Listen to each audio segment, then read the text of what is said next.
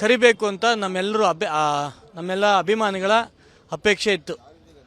ಹಾಗಾಗಿ ನಮ್ಮೆಲ್ಲ ಹಿತೈಷಿಗಳು, ನಮ್ಮೆಲ್ಲ ತಂದೆಯವರ ಅಭಿಮಾನಿಗಳು, ಭಾರತೀಯ ಜನತಾ ಪಕ್ಷದ ಅನೇಕ ಪ್ರಮುಖ ಕಾರ್ಯಕರ್ತರುಗಳು ಅವರೆಲ್ಲರ ಆಸೆ ಮೇರೆಗೆ ಇವತ್ತು ಒಂದು ಅವರೆಲ್ಲರ ಅಪೇಕ್ಷೆ ಏನಿದೆ, ಅವರೆಲ್ಲರ ಅನಿಸಿಕೆಗಳೇನಿದೆ, ಇದ್ರ ಬಗ್ಗೆ ಒಂದು ಸಭೆ ಮಾಡಬೇಕು ಅಂತ ಈ ಒಂದು ಸಭೆ ಆಯೋಜನೆ ಆಗಿದೆ. ಈಗಾಗಲೇ ಅನೇಕ ನಮ್ಮ ಹಿತೈಷಿಗಳು, ಅಭಿಮಾನಿಗಳು ಈಗಾಗಲೇ ಬರ್ತಾ ಇದ್ದಾರೆ. ತುಂಬ ಸಂತೋಷ ಆಗ್ತದೆ. ಬರುವಂಥ ದಿನಗಳಲ್ಲಿ ನಮ್ಮೆಲ್ಲರ ಉದ್ದೇಶ, ನಮ್ಮೆಲ್ಲರ ಅಪೇಕ್ಷೆ ವಿಶ್ವನಾಯಕ ನರೇಂದ್ರ ಮೋದಿಯವರು ಮತ್ತೊಮ್ಮೆ ಈ ದೇಶದ ಪ್ರಧಾನಮಂತ್ರಿ ಆಗಬೇಕು. ಆ ಒಂದು ಹಿತದೃಷ್ಟಿಯಿಂದ ನಾವೆಲ್ಲರೂ ಕೂಡ ಈ ಒಂದು ಸಭೆ ಆಯೋಜನೆ ಆಗಿದೆ.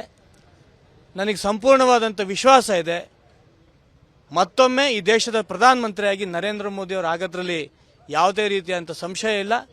ನಾವೆಲ್ಲರೂ ಕೂಡ ಮತ್ತೊಮ್ಮೆ ಮೋದಿಯವ್ರನ್ನ ಪ್ರಧಾನಮಂತ್ರಿ ಮಾಡುವಂಥ ಈ ಒಂದು ಸಭೆಗೆ ಸಾಕ್ಷಿ ಆಗ್ತಿದ್ದೀವಿ ಅಂತ ತುಂಬ ಸಂತೋಷ ಆಗ್ತಾಯಿದೆ.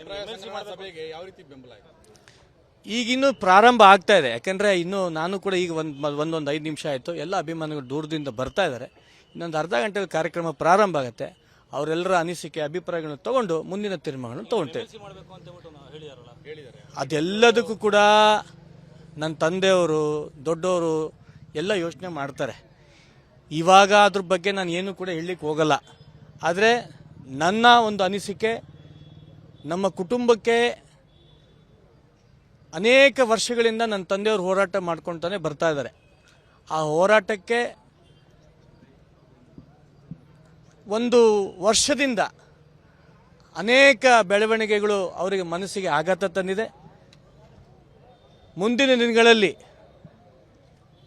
ಈ ಒಂದು ಏನು ಆಘಾತ ಆಗಿದೆ ಇದನ್ನು ಸರಿಪಡಿಸ್ಕೊಳ್ಳೋಂಥ ವ್ಯವಸ್ಥೆ ನಮ್ಮ ಕುಟುಂಬಕ್ಕೂ ಇದೆ, ನಮ್ಮ ಕಾರ್ಯಕರ್ತರ ಆಶೀರ್ವಾದನೂ ಕೂಡ ನಮ್ಮ ಕುಟುಂಬಕ್ಕಿದೆ ಅಂತ ಈ ಸಂದರ್ಭದಲ್ಲಿ ಹೇಳಲಿಕ್ಕೆ ಬಯಸ್ತಾ ಇದ್ದೀನಿ.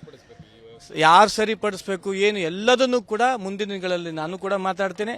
ನಿಮ್ಮೆಲ್ಲರ ಆಶೀರ್ವಾದ, ಶಿವಮೊಗ್ಗ ಲೋಕಸಭಾ ಕ್ಷೇತ್ರದ ಜನರ ಆಶೀರ್ವಾದ ಈ ಒಂದು ರಾಷ್ಟ್ರಭಕ್ತ ಬಳಗಕ್ಕಿರಲಿ ಅಂತ ಈ ಸಂದರ್ಭದಲ್ಲಿ ನಾನು ಹೇಳಿಕ್ಕೆ ಬಯಸ್ತೀನಿ.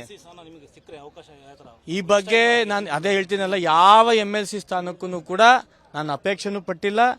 ನಾನು ಏನೂ ಕೂಡ ಈ ಸಂದರ್ಭದಲ್ಲಿ ಹೇಳಲಿಕ್ಕೆ ಬಯಸಲ್ಲ.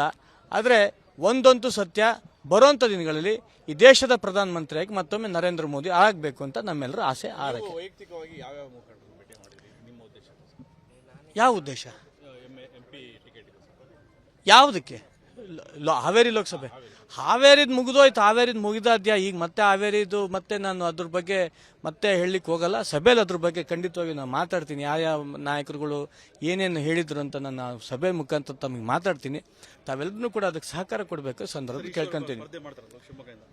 ಈಗ ಕಾರ್ಯಕರ್ತರು ಈಗ ಕರೆದಿರೋದೇ ಅದಕ್ಕೋಸ್ಕರ.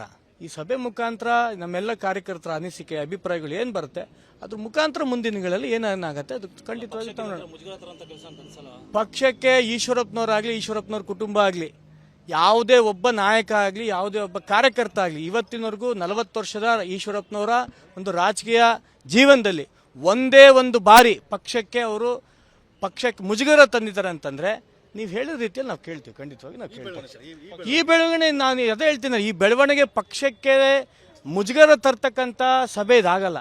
ನಾವು ಪಕ್ಷಕ್ಕೆ ಯಾವತ್ತೂ ಕೂಡ ಧೈರ್ಯ ತುಂಬಂತ ಕೆಲಸಗಳು ಮಾಡ್ತೀವಿ. ನಿಮ್ಮೆಲ್ಲರ ಸಹಕಾರ ಈ ಒಂದು ಸಂದರ್ಭದಲ್ಲಿ ಇರಲಿ ಅಂತ ಕೇಳ್ಕೊಂತೀವಿ. ನಾನೀಗ ಅದೆಲ್ಲದನ್ನು ಕೂಡ ಈ ಸಂದರ್ಭದಲ್ಲಿ ಹೇಳಲಿಕ್ಕೆ ಇಷ್ಟಪಡಲ್ಲ. ರಾಯಣ್ಣ ಬ್ರಿಗೇಡ್ ಇರ್ಬೋದು, ನಮಗೆ ಹಿಂದುಳಿದ ವರ್ಗದ ಪ್ರತಿಯೊಂದು ಕಾರ್ಯಕ್ರಮಕ್ಕೂ ಕೂಡ ಭಾರತೀಯ ಜನತಾ ಪಕ್ಷ ಸಹಕಾರ ಕೊಟ್ಟಿದೆ. ಬರುವಂಥ ದಿನಗಳಲ್ಲೂ ಕೂಡ ನನಗೆ ಅದರ ಸಹಕಾರ ಸಿಗತ್ತೆ. ಮತ್ತೆ ನಮ್ಮೆಲ್ಲರ ಕಾರ್ಯಕರ್ತರ ಅಪೇಕ್ಷೆಯಂತೆ ಭಾರತೀಯ ಜನತಾ ಪಕ್ಷ ನಡೆಯುತ್ತೆ ಅಂತ ಸಂದರ್ಭದಲ್ಲಿ ಕೇಳ್ಕೊಳ್ಳೋಕೆ ಇಷ್ಟಪಡ್ತೀನಿ. ಅನುಕ್ಷಣದ ಸುದ್ದಿಗಳಿಗಾಗಿ ವಿಸ್ತಾರ ನ್ಯೂಸ್ ಯೂಟ್ಯೂಬ್ ಚಾನೆಲ್ ಸಬ್ಸ್ಕ್ರೈಬ್ ಮಾಡಿ. ಹೊಸ ಸುದ್ದಿಗಳ ನೋಟಿಫಿಕೇಶನ್ಗಾಗಿ ಬೆಲ್ ಐಕಾನ್ ಕ್ಲಿಕ್ ಮಾಡಿ. ಲೇಟೆಸ್ಟ್ ಅಪ್ಡೇಟ್ಸ್ಗಾಗಿ www.vistaranews.com ವೆಬ್ಸೈಟ್ಗೆ ವಿಸಿಟ್ ಮಾಡಿ. ಅಂಗೈಯಲ್ಲೇ ಜಗತ್ತಿನ ಸುದ್ದಿ ತಿಳಿಯಲು ವಿಸ್ತಾರ ನ್ಯೂಸ್ ಕನ್ನಡ ಆಪ್ ಡೌನ್ಲೋಡ್ ಮಾಡಿ.